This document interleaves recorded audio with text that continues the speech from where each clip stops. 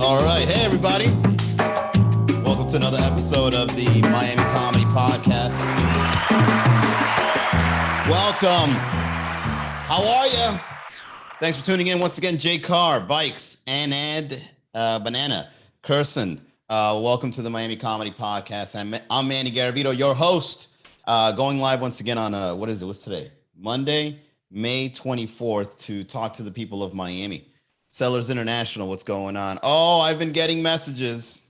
From a certain few asking, hey, Manny, when are you going live again? Well, here it is for the fans. And by fans, I mean 1.5 people. Listen, guys, I want to talk to you today about what it's like being a handyman, because in case you are wondering why I took such a long break again, I'm clearing up the studio. I'm getting the studio fixed up, guys. I got to do a lot of work in the studio, man. All right. So a little backdrop on, no pun intended, because I'm about to drop through this fucking floor. The wood on the floor here is built from the ground up, meaning that there's space between the ground and the wood, right, that they placed above it. And I don't know who the fuck built this. I think I was still in my teens when somebody came in and built this through my dad. One of my dad's friends back in the day, I'd say like in 2004, came in and just revamped the entire garage. And then they built this floor that doesn't even have the proper, what do they call them? Beams, studs, right? What do you call those? The the boards go on top of it. It's like a thick board. See, this is why I'm calling this podcast Handyman, because I don't know none of this shit. So there's beams on the floor, and then they roll out this. It seems like a sheet of of wood that if you can roll out wood, you know damn well it's not going to last, right? So for the past year or so, there's a spot, particularly in the place I perform the most. I guess it's because I gained weight or something. That's getting soft, right? Like this thing is sinking in. And I have a theory that while I'm performing through this virtual stream, that I'm just going to break right through the fucking thing, break my ankle. And then you guys are then going to start like laughing and putting the laughing emoji and the fucking hearts and shit, right? Because that's probably what you guys would love to see. Me getting all fucked up in the studio, right? Breaking a foot. So I got to get that fixed, right? And it's going to cost a lot of money because I want to get it cemented. Okay, but I don't know how do you cement a floor inside the house, right? Like when you come in and then you park like the cement truck outside, and then you got a tube coming out the back of it, and you're just there like Ghostbusters, just throwing cement in into a garage, and like, you know, and then you got to go in, then you got to like lay out the cement and smooth it out. Like, how do you even make cement? How do you even make it smooth so that it's even? Because if I were to do the cementing in this room, this thing, it would come out uneven. It would come out all in parallels. There'd be clumps. Like for sure there would be clumps, right? Like one spot has like a mound to it. Yeah, Manny, this floor is uneven. It was better with the wood. So that's where I'm at. And that's why I'm taking a while. I've been cleaning up the studio, doing what I can. Okay. And what I mean when I say doing what I can in getting the studio in order is picking up paper, because I'm good at that. I'm good at picking up paper and organizing it, throwing things away, putting things over there, putting things over there. And, you know, when you're fixing up your room, I don't know if, you know, this happens to you, but sometimes, you know, you collect things like you're a fucking hoarder. Home Depot. Yeah, I know about Home Depot, right? However, you know, I'm trying to be somewhat manly and doing some things on my own. So, you know, I painted the wall green myself, not to brag, but, you know, that's not really much of a success story. Hey guys, guess what? I painted a green screen on the wall in my room. Yeah, so what? So I've just been organizing this studio. I've been putting the lights in order. I'm trying to get this studio, you know, in a way that when I walk in, it's impressive. Because right now this thing looks like, you know what, inside the Matrix spaceship, where like there's cables and wires everywhere. It just looks like a fucking mess that you even wonder how the fuck they've been escaping those flying robots for so long. Like, that's how I feel when I step into my studio. Everything is makeshift. All right. There's cables on the floor. There's things to sell on eBay over here. There's t-shirts over there. There's a floating television set in front of me. I got this arm that holds you know, the Instagram camera. I got another camera over here for YouTube and Facebook. Hey, so it's a mess. And so as I'm cleaning things up and getting things organized for the handyman to come in and starting to, you know, to organize this place, I come across these little love notes. Now, I don't know if this happens to you guys, but do you guys like make such a mess that you start finding like notes that people wrote you? Oh, how heartwarming is it to find love letters that somebody gave you in your past time? Now, when it's family, it's a wonderful thing, you know, especially if, you know, God bless their souls, if they passed away and they left you a little note, be like, you know, Manny, I really wish you the best on your birthday.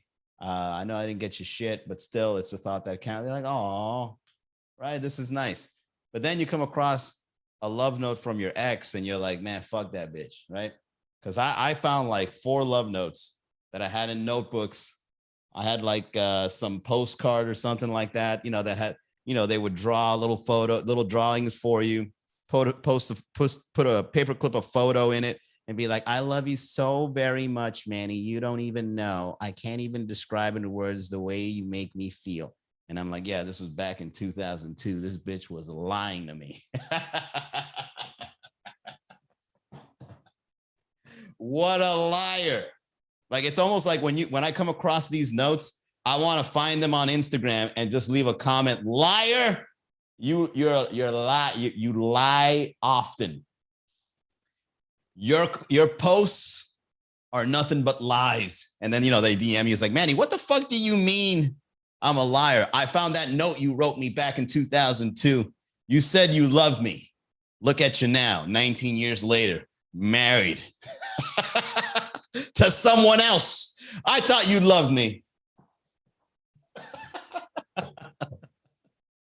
So yeah, you know, that's what I've been doing. K-Fayas says cement to mess to love notes going great. Yeah. That's exactly how our show goes around here. So anyways, yeah, I've been finding these notes, man, and it's just like, yo, man, you know, I don't get any notes from anybody, especially in a relationship. Don't get any notes from anyone unless you're at least 5 years in. Okay, half a decade in, then you start getting some notes, and make it a rule from the beginning, because what they're doing when they leave you little notes and tidbits is they want to give you little emotional reminders, right? In case you break up with them, now you've got a teddy bear that she gave you, or he gave you, right in the middle of your bed. You don't need that fucking teddy bear, right?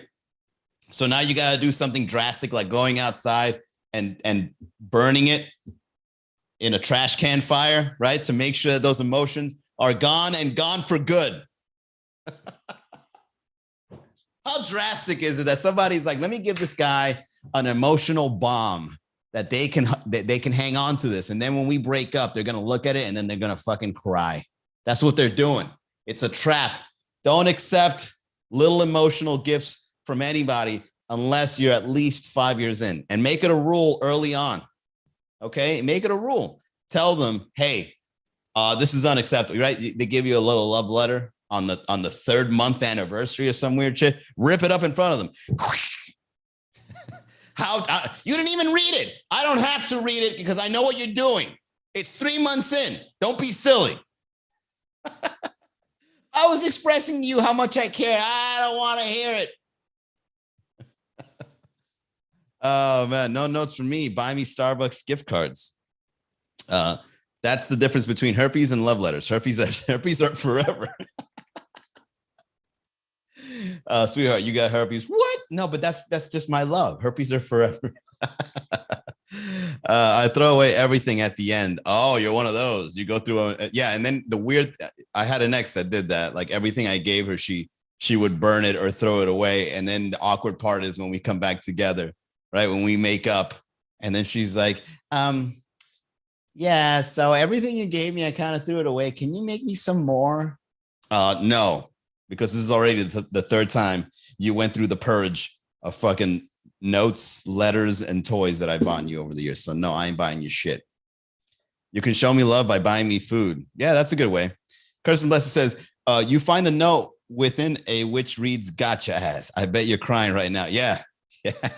And you gotta like like they use lemon juice to like write something hidden. You gotta hold it up in the light, right? So now you're holding up like a love note up in the light, and you're like, wait a second. What do you mean, got your ass? I bet you're crying. This bitch, not only is she lying, she's also conniving. Yeah, man. So that's where I'm at. And each sentence of the love letter within bed, like fortune cookies. Yeah, I think any love notes or any love letters that you say before the 5-year mark should be nothing but sexual, because that's how you keep things interesting early on. It's got to be sexual, right? Once it starts getting all lovey-dovey, you're kind of like, I don't know, man. This is only our third date, and you're getting a little too mushy for me, right? Isn't that a red flag when somebody gets a little mushy early on? I don't know. I don't feel comfortable if somebody gets really overtly mushy. I don't know. I kind of would think like, if you're saying this now, imagine years from now. Oof. Like somebody that shows you too much emotion in terms of lovey-dovey in the beginning will probably end up stabbing you. You know what I mean? Because that's how much they love you. Now you're bleeding. Now you're bleeding on neediness. Yeah, exactly. Showing you love me by sending a dick pic. Mindful trades. Well, there you go, Hernando. That's what you do. What's your love language? Dick pics. Have you ever had a woman ask you what your love language is? It's like, what's your love language? Blowjobs, nudes. That's my love language. So yeah, man. I think now that I'm cleaning up my garage and turning it more into a studio for more podcasting and teaching and all that, I've realized, man, that I need to be a better handyman. I need to be a more proactive handyman, because I'm the kind of guy that, like, if I was out in the wilderness and my tent didn't come with instructions, I probably would die of hypothermia. Hernia? Yeah, maybe I would even have a hernia too, setting it up. It's like, I can't get this bolt into the soil. My sides hurt. Yeah, man, like you got to have some sort of handyman skills in your life, man. The thing is, like, being a handyman right now isn't really obsolete, but no one really is learning how to be a handyman these days. You know what I'm saying? Like, it's either you are a handyman or you're not. There's like no in between. Like I've worked a hammer before, but I don't use it often. Like the last time I used a hammer was because an IKEA instruction booklet told me to get one. And I actually had to go out and buy a hammer. Like, that's how fucked up it is. I didn't know I had a hammer until IKEA came with instructions saying I need a hammer. That's what's fucked up, And I'm starting to worry, because as I get this garage put in order, I'm like, oh man, I gotta do some handiwork. Damn, like I gotta do painting again. I gotta do some electricity work up top to get some studio lights in the ceiling, or maybe to get it through the walls or something. And then I got to glue little foam pieces on the wall and all that shit. So I got a lot of work to do. Curse and Blessed says there should be a class for that. Essential life skills and hacks. You can't teach children how to be how to be handymen, because what ends up happening is you got insurance liabilities, right? You can't teach a kid how to use a chainsaw to cut down a tree in their porch, because, you get a little toddler foot cut off. So I think there's a big problem that handymen are either around or they're not, because you got to have them. But the thing is, there's nothing, like, we all work with computers now. All right. Computers don't require us to be handymen. Hell, they got to completely, if there was an equivalent for handyman when it comes to computers, it would be a separate department called tech or IT, right? And those are the nerds that are in the back getting big checks. And all you got to do is, all you do is you call them and say, I can't get Zoom to work. Well, did you try resetting the computer? Oh, that did it. Thank you very much. My job here is done. Click, right? Handymen, they always show up all fucked up looking. They're always like, sweaty and dirty. And they always got like those safari hats on or something. And they just walk in and they got like, all the tools hanging off their sides. Like they're the modern day superheroes because when they show up, the day is saved. The handyman is here. Yeah, what you guys got going on? Yeah, the air ducts, for some reason, they're all clogged up. Can we go ahead and just take some of that out? Oh, yeah, we can go ahead and replace that filter. No problem. Handyman. Oh, yeah. Hey, yeah, this window cracked. Oh, yeah, I can go ahead and I got to go to Home Depot, pick up some glass. What are the dimensions of the window? Oh, I have no idea. That's no problem. I've got a measuring tape right here. Handyman.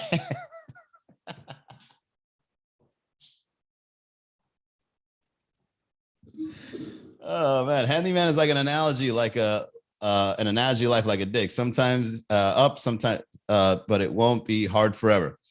Or you guys, I don't know what you guys are saying. Well, I don't do that for just home stuff. Yeah, well, I want to learn how to be more of a handyman. But again, life doesn't really allow us to easily transition into being a handyman, right? Because like for you to do like big time stuff, you can't be worried about little nuances like putting a pantry, right? Like that's like I'd rather hire somebody to come in and put the pantry for me. It's like, hey, look, man, I want to put food in that closet. Can you install a pantry in there? Thank you. You pay him a couple of bucks. You put your food there. That's it. It's done. No sweat labor. But you didn't learn shit. All you did was spend $150 under the table, cash, right? Because we know the handyman economy. You pay them cash and it gets done. But when you do like high-end work, you can't be worried about the nuances of being a handyman. That's why a lot of people aren't good at being a handyman. You know, you got Warren Buffett, Bill Gates. They're not handymen. They're doing big things, investing, putting money over here, buying technology, creating technology, right? Elon Musk ain't going inside the spaceship and putting space-proof glass. He hires somebody else to do it. So that's why none of us are handymen. And the irony is that if we were to be out there in the fucking wilderness, it's the handyman that will survive, and us nerds, we won't make it. A handyman will build a house with fucking mud, stones, and I don't know, palm leaves. And us nerds, with our degrees and our vast knowledge, will die of starvation. We won't make it. What's up, Bruno? YouTube or Google it. That's a good point. The handyman can. That's a good point, though, Vikes. I do a lot of YouTubing whenever I have to do some sort of handiwork. Home Depot new slogan. You can do it. The guy sitting in the parking lot can help. Yeah, exactly. Over at Home Depot, man, isn't it fucked up that like they got those people standing outside and you're just like you and you? That sounds illegal. Is it illegal? It is, right? But yet they're still out there posted up, man. All right, let's get to the reads before we continue. Ellie Venus sponsors the Miami Comedy Podcast. He is a health insurance agent and a subject matter expert in the world of health insurance, so use him as a resource. If you have questions, he has answers. The people he helps the most are those that do not have health insurance because they believe it to be unaffordable, and those who do have health insurance and are complaining about how much it costs. He can help anyone, anywhere with anything regarding their health insurance, so call him today, 305-335-3944. And if you guys enjoy the podcast, please do me a favor. Go to MiamiComedy.com/podcast and subscribe. And the t-shirts are back. I got a new design coming out soon. Don't forget to buy the Miami Comedy t-shirts, MiamiComedy.com/shop. We are back with the shirts, baby. I got a whole new batch coming out real soon. And I gotta like, I gotta make sure that these old designs, they start moving. They're going to be limited edition, bro. All right. Don't come crying to me when the NFTs of Miami Comedy start coming out and they're worth 12 Bitcoin. You're just like, I remember back in my day, those t-shirts were $20. Well, you fucked up. All right. All right. So paying my way into handiwork being done. They don't do all the work. I realized this because as I'm researching to see what kind of handyman services I'm going to be buying, it turns out that the people that you hire won't even show like I would, let's say I would call like Handyman J services. And I'd be like, hey, yeah, I need to get my studio fixed, right? I need to get the walls painted. I need some cement on the floor. We're like, yeah, man, when do you want me to come over and do this? Like, oh yeah, come by next week. And the guy you called or the guy that's on the flyer doesn't even show up. He hires somebody else. That goes to show you how obsolete handyman work is becoming, because the guy that runs the handyman business doesn't even come to do the work. He hires people to do it for him. Isn't that insane? So how do you expect society to be more adept into being a handyman if the people that are in business doing handyman work don't even want to do it themselves? Yeah, we're going to go ahead and bring some young whippersnapper.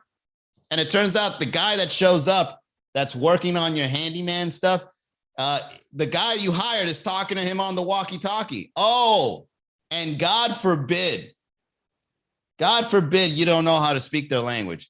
Because if your handyman comes in and you guys have like a little language barrier going on, you get ready to get fucked up, or you're going to get robbed when you're not looking. Right? Si él no te gusta, he's going to go into your drawers. And then how weird is that? How awkward is it? Let's say he's doing my studio. I got cameras. I got a GoPro camera. I got a Sony A5. I got a fucking Rode Class A servo bias Aphex board, right? A Rodecaster Pro. I got a MacBook, right? Technology man here. And then I got some guy working on the studio around all this expensive technology. You know I got to watch. So now, not only am I wasting time by hiring some handyman to do the work for me, but now I got to sit there to watch him to make sure he doesn't take a cable or my camera. Right? Make sure he doesn't jack me up. So it's like a win-lose scenario. Curse and Blessing says, where's the handy chick? We need to be PC. Bro, I was about to get into that, but I was like, you know what? I don't even want to touch it. Okay? Because I know you're gonna lose that argument. Where the handy women at? Yeah. Right? I'm not getting into that today. Handyman is like an escort who only screws your house, and you get what you pay for. What's up, Ross? So let's see. Recently, I did get some handiwork done. There was a leak on the outside on the inside of a window here in my living room, and there was like a leak whenever it rained. And so I got some handy guy to work in there. And he had to go like in between the windowsill and the wall to kind of like put this plaster or something so that the leak stops. And dude, when this guy walked in, right? Cuando el señor entró, when this gentleman walked in, he looked me up and down. And he gave me this look like, oh, you couldn't do this? I'm like, no, sir. This guy gave me the up and down look of Latino shame. You know the look, right? Where he walks in, right? He's a handyman. And then he just looks me up and down like, oh, you couldn't fix this? I'm like, motherfucker, I hired you to fix it. But I can feel it in the air. I know what you're implying, that I'm a man living in this house and I don't know how to fix the sealant of a windowsill. I don't know that shit. Okay? The only thing I know how to do is how to build IKEA furniture with clear instructions, and all the pieces got to be there. All right. If a windowsill that's leaking has a pamphlet somewhere with the caulk machine and how much I got to put in and all that shit, I can easily do it. Right. There's step-by-step instructions, but there's no instructions. So I hired you, because that's when it gets tricky, when there's no instructions. Mike says, just get the efficiency in Hialeah with the chickens in the backyard. They tend not to need anything fixed. Then buy a Ferrari. Well, whatever.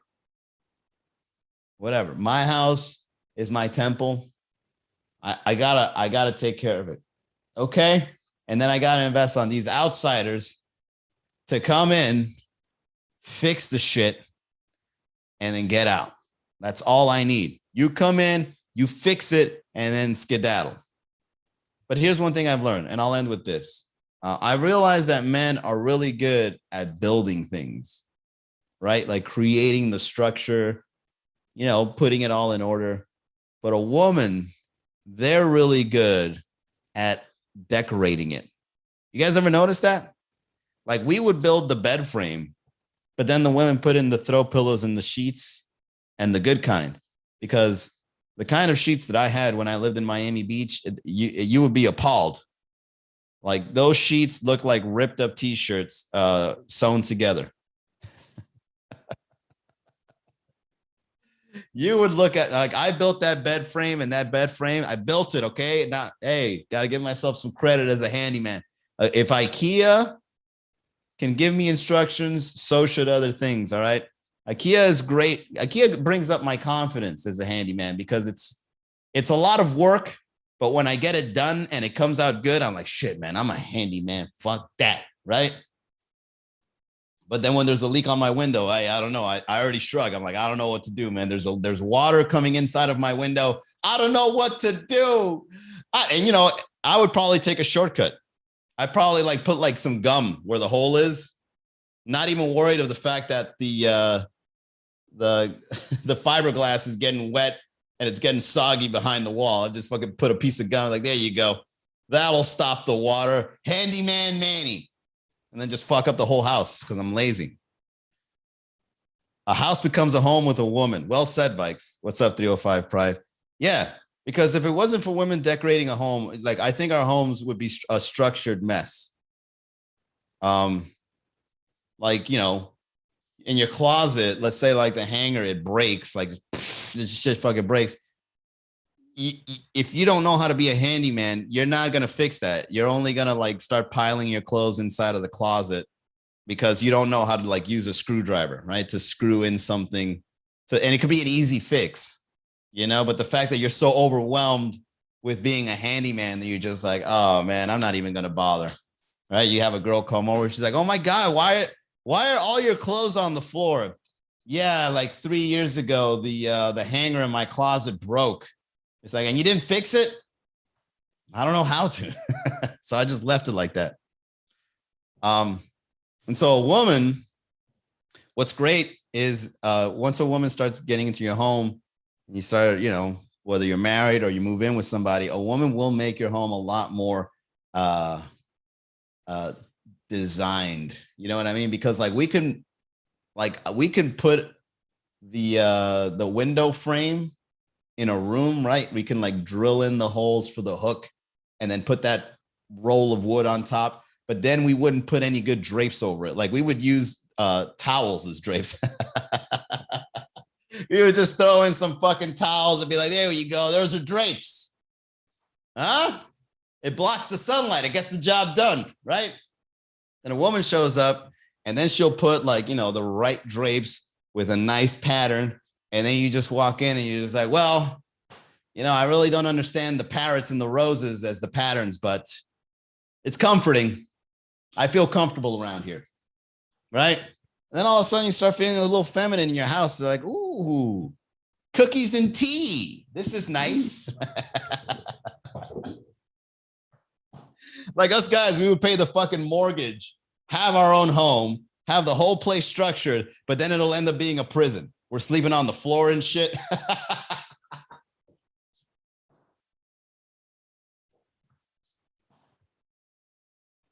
Oh man, we're eating out of cans, right? I don't know what it is, man, but that's just how we are. Us guys, we can structure the shit. We can put the shit together, but then after that, all the comfort and design goes out the fucking window. Be like, hey, look, man, all I need is a bed frame and a piece of cardboard over it, and we'll call that a bed. Throw pillows. The fuck is that? What's up, Lily? Geo Banny Paula. It's a trap when she takes all your shit and you're left out in the cold. Hey, man, that's society for you. There's a reason why those homes are so well decorated, because they're going to get half. They're setting themselves up for half. Well, if I'm going to get half of this house eventually, I might as well make it look nice. You know what I mean? All right. That's it. We did it, guys. Thanks for tuning into the Miami Comedy Podcast, where we go live every day-ish. Have some fun with a topic along with the people of Miami. Make sure you visit miamicomedy.com. All right. Those that are listening, miamicomedy.com to find the best comedy shows in Miami so you can laugh every day. Support the podcast, miamicomedy.com/podcast. Subscribe, you know, put a little something in the pot, buy a t-shirt. We'll see you guys next time, 6 p.m. Have a great night. Bye, everybody.